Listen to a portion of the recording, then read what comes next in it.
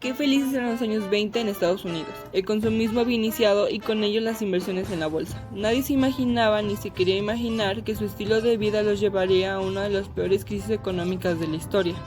En 1929 la caída de la bolsa de valores daría inicio a una crisis económica, no solo afectando a estadounidenses sino también a europeos y al resto del mundo.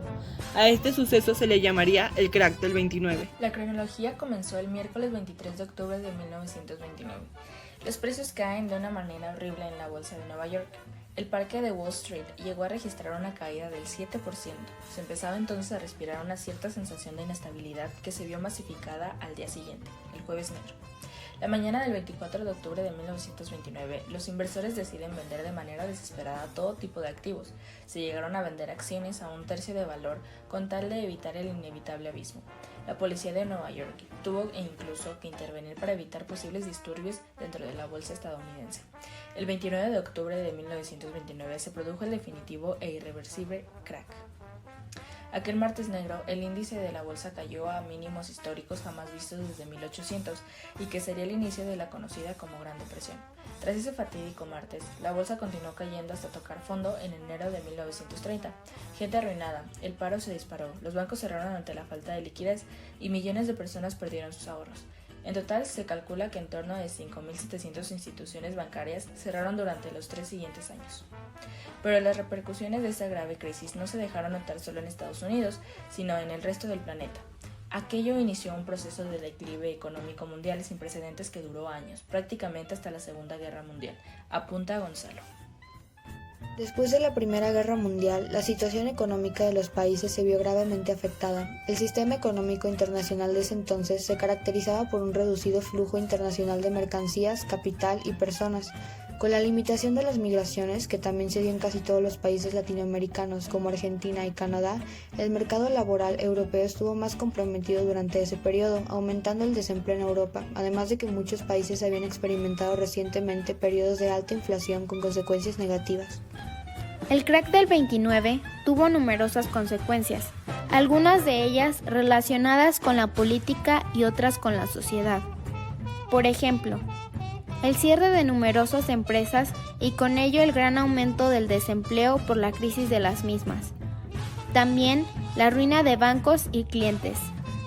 La sobreproducción y el consumo fue otra consecuencia importante, ya que se dio el aumento de la producción. Sin embargo, el consumo no creció a su vez, por lo que había exceso de producción y con esto vino la bajada de precio de los productos y también la disminución de los acuerdos comerciales. En 1932 resultó electo Franklin Roosevelt en las elecciones presidenciales de los Estados Unidos e inmediatamente puso en marcha una serie de acciones para reformar los mercados financieros y superar la recesión luego de que la bolsa cayera. Su programa es conocido como el New Deal, el cual fue aplicado en 1933 y 1938. Con este se reformaron los bancos y se crearon programas de asistencia. De este modo, el gobierno realizó inversiones y permitió a la población el acceso a recursos financieros. El programa del New Deal trajo alegría y esperanza a los habitantes, redistribuyendo los recursos, apoyando la seguridad social y respaldando los sindicatos. Además, fue equitativo, pues también apoyó a agricultores y a los trabajadores informales. Esto dio como resultado millones de empleos que ayudaron al presupuesto nacional. Algunos de los efectos que tuvo el crack del 29 en América Latina fueron: Estados Unidos se convirtió en la metrópoli de América Latina. Se crean garantías y seguros sociales. El respaldo de la moneda pasó a ser el dólar. Se da el proceso de sustitución de las importaciones. Cuba se convierte en el primer país comunista de América.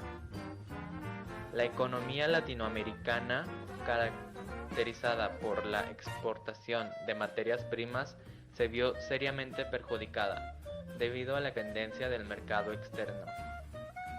Empezó a crecer el sentimiento nacionalista. se desploma la industria del cobre en Chile.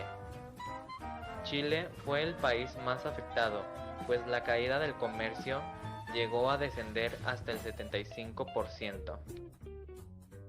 Herbert Hoover fue el presidente de los Estados Unidos cuando comenzó la Gran Depresión. En marzo de 1930 declaró solemnemente que lo peor había pasado. Sin embargo, lo peor estaba comenzando y duró más de una década.